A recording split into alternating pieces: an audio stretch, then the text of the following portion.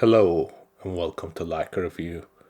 Today we are discussing on how to improve your photography and the thing that you can do to take your photography to the next level. Now, of course, there are things that I have recommended in the past, like taking a workshop, taking a class. But what you can do if you are not seeking one of those courses and classes, which I think are vital, and you want to explore photography in your own terms. Well, it is not just going out and photographing, it is using the tools what photography is meant to be. If you look at the word photography, it means painting with light. So you have to take control of the light and know how the light works. And that means understanding how exposures and how lighting changes the mood. Now, a lot of people have asked me in the past, I'm a natural photographer, natural light photographer. I don't use flash, I don't use any other thing, just photographing of what I see. To that, I will say yes, to some extent, that is a valid way of photographing, only when the circumstances are right. For example, in a harsh daylight, you can only get certain mood, but you're not going to be able to manipulate the mood if you do not have the tools to create that mood. And that requires the use of a flash. Now, there are many versions of a flash that you can use. Leica cameras, unlike other cameras, have a limited selection of flashes. What I mean by that is most cameras come with their default flash systems, and that will be the Canons and Nikons. Leica does produce their own. There is SF58, SF60, which is probably the best one you can get, and now the SF64. Now, these flashes were produced by a company called Nissin out of Japan, and they have their own versions. Their version is called I60, this is called SF60, that you can use on your camera, or alternatively, you can get what they call the SFC1, that is a remote control where you can take the flash off your camera and manipulate the light in a certain way. Because if you have the flash right on the camera, then you're going to be limited in the way that you can shape the light. So you want to have the ability to shape the light in the way you want by moving the light source from one way to the other. Now, there are alternatives to that, which I will get into, but let's talk about that flash photography. Now, flash photography, as you may know, has been the staple for wedding photographers, a lot of photographers who do portraiture. But if you are someone who photographs family or does portraiture or even street photography, you'll find that the mood changes and your photographs improve drastically by a simple investment of purchasing a flash and possibly a remote control trigger that goes with your camera. Now, those are what I recommend are listed in the section below, where you can read and you can find out. And those comment section, you will be able to find some answers that you may have to different types of cameras. Personally, to this date, you'll never really see a Leica with a flash on it, unlike most advertisements where they show the camera in its pure simplistic manner. You'll find that having a flash drastically changes the way your exposures are, especially with the limitations that the camera has in terms of buffer. You want to be able to nail that photograph accurately with the chance you have. And that means being able to understand how your camera operates and the limitations it has. For example, if you are doing photography on the street, you're going to have a recycle time of 1 second if you're doing a full flash on a, let's say, SF60. What we will find on that one is it's a great flash, it's very powerful, yet it is only able to work in a system that is confined with a C1, which means you cannot use a remote control that is a C1 with the SF58. What you can do is take a SF60 and have it as a remote trigger to trigger the SF58. What does that mean? What that means is that you are going to have an understanding of if you're going to use multiple flashes or a single light flash and know how you're going to manipulate that. My suggestion is to have at least one light in your kit at all times to use it. You're going to find that the image, whether you're doing even architectural photography or any other type of photography, is going to look a lot better if you know how to shape that light. And a lot of people think that what you have is enough in the camera, but it's not. What you will find is that certain times you want to highlight certain things.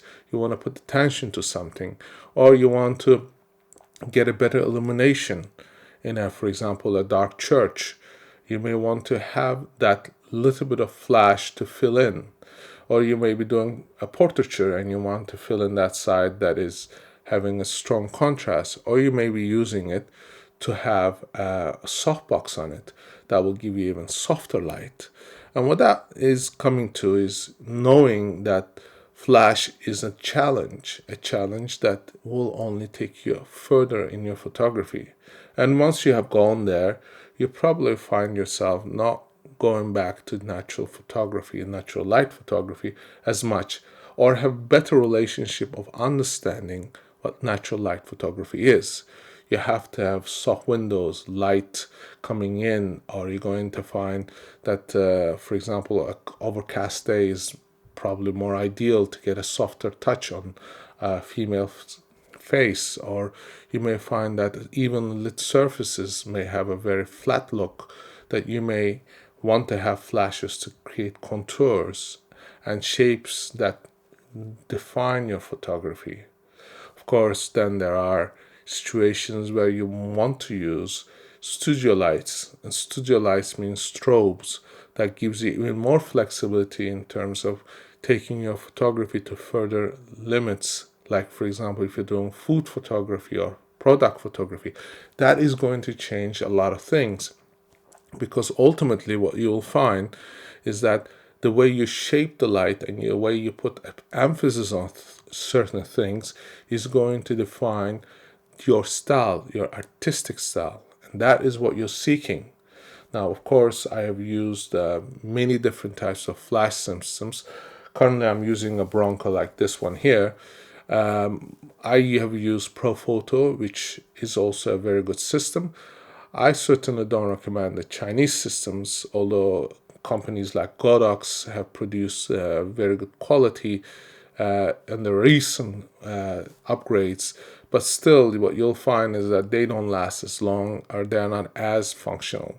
But their prices are considerably less. When you go to a flash photography, you're going to find that you can get to, for example, a Profoto 10B, which is a small compact flash that is going to serve just about all your needs. Or you can go with the A1 Plus, that is also going to give you a lot of flexibility in photography. In all those aspects, what I find most important is understanding how that light is going to do the thing that you intended to do.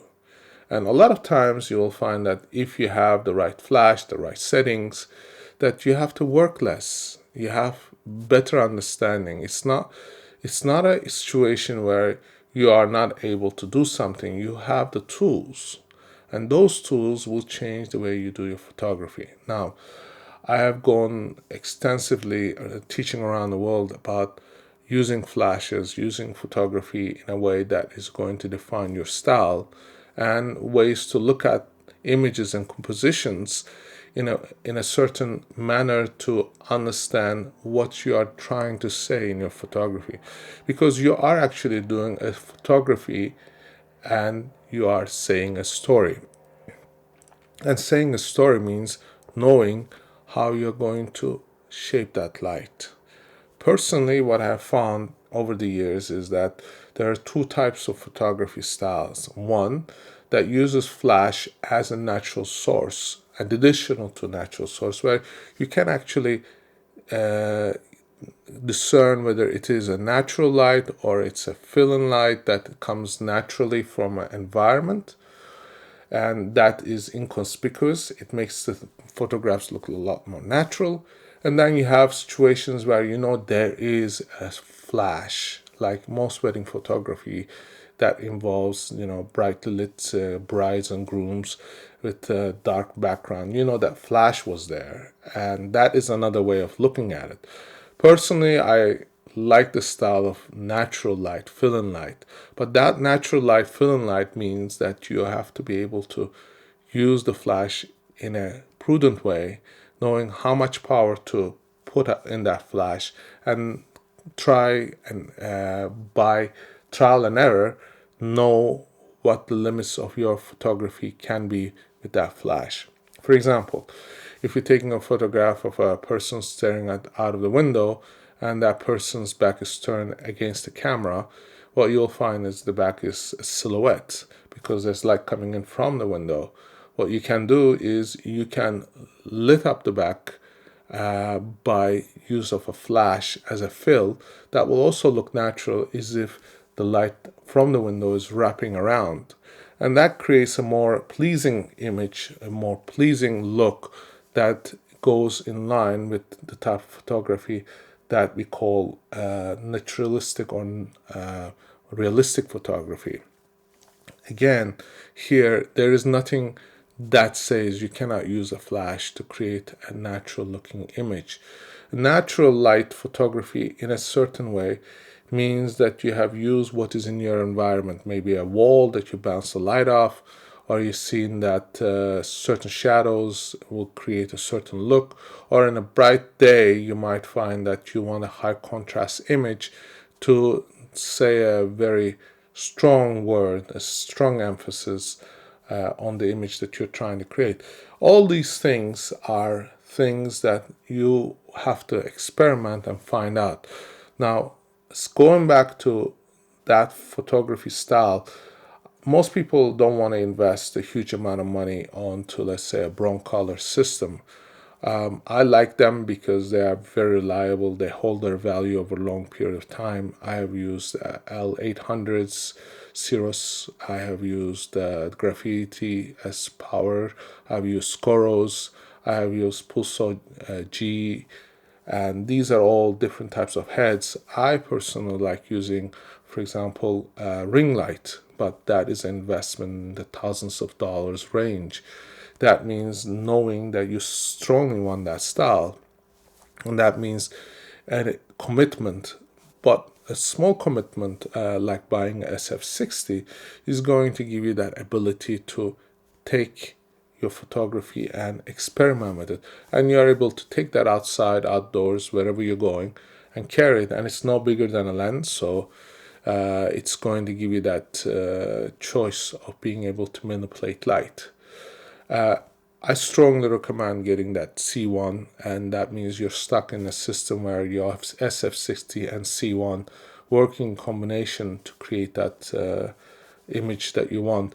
But you have to be able to take the flash off your camera and put it on the side, up or down, to create that image more flexible, creating that image in a way that makes sense, in a way that tells a story. Because if you have the flash right on the camera itself, what you're doing is you're actually exposing only from one direction. And that might work on certain photographs, but it will not work in all photographs. So that means having the tools to be able to work. It's like a plumber going into a house, and he has to have different types of tools to deal with different types of situations.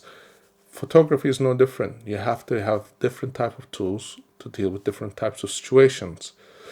Now, some of you might say, I don't want to invest that much money into buying, let's say, SF60 and a C1. I want to go with a cheaper alternative. Well, there are cheaper alternatives. You can buy second-hand ones. SF40s are very cheap. You can buy them on eBay. I put some links down below. What you can do also is go to a system called METZ, M-E-T-Z. They have some of those flashes that work, for example, with the rangefinder type of cameras. But over the long term, if you look at the way you're going to use this flash, it's going to last you 10, 15, maybe 20 years. Making a little bit more investment and getting more up-to-date systems will improve your photography.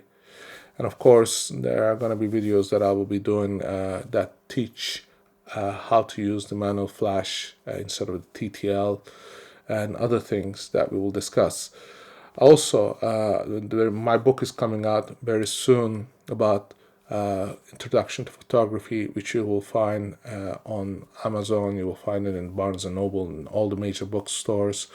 And I will be talking about how to use your camera to improve your photography. That I will put links below as the time comes. And I hope this has helped and this has been something that you can take and improve your photography with. I'll see you in our next review. Thank you for watching.